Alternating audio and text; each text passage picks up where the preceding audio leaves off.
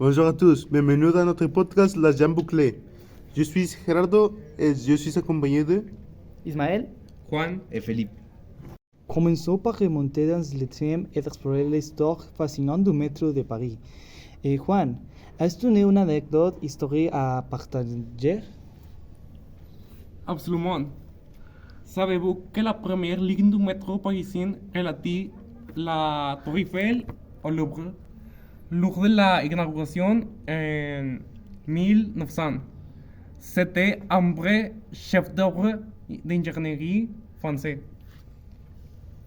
Parlons maintenant des stations qui rendent le métro parisien si unique. Gérard, tu as une station favorite? Oui, la station Art et Métiers avec son dessin steampunk est un véritable bijou architectural. Et puis, il y a des stations comme Saint-Martin avec son mystère des stations fantômes. Personne mantiene un aspect intéressant des horaires spécifiques du métro, Juan. Qu'en est-il si particulier? En effet, le métro parisien est des horaires spécifiques. Est-il essentiel de planifier en conséquence?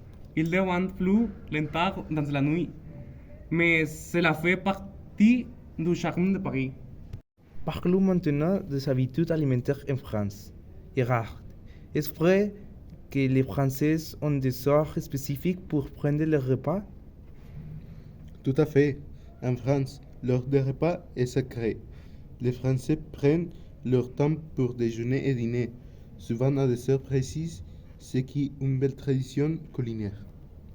L'aspect intéressant de la culture française est la préférence pour élu plutôt que les horaires. Pourquoi cette tendance? En France, l'eau est souvent considérée comme la boisson principale pour accompagner les repas. C'est une habitude saine et ancrée dans la culture gastronomique française. Enfin, abordons la tradition de ne pas s'embrasser lors des anniversaires, mais de faire des soins spéciaux. Gérard, peux-tu expliquer cette coutume? Absolument. En France, au lieu de s'embrasser, il est courant de faire des vœux spéciaux lors des anniversaires. C'est une manière unique de célébrer avec des souhaits chaleureux. Nous donnerons ensuite quelques curiosités sur la France. La Tour Eiffel, située à Paris, a été construite pour l'exposition universelle de 1889 et était l'un des monuments les plus emblématiques du monde. Le fromage français complète plus de 1200 variétés différentes, offrant une diversité incroyable de saveurs et de textures.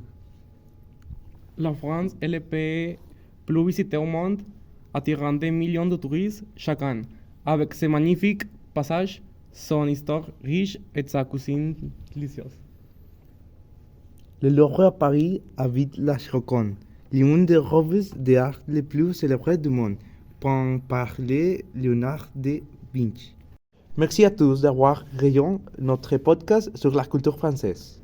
Nous espérons que vous avez apprécié cette langue dans le métro parisien, les habitudes alimentaires, les préférences de boissons et les traditions uniques. À la prochaine prochaine fois! Cet été, la jambe bouclée.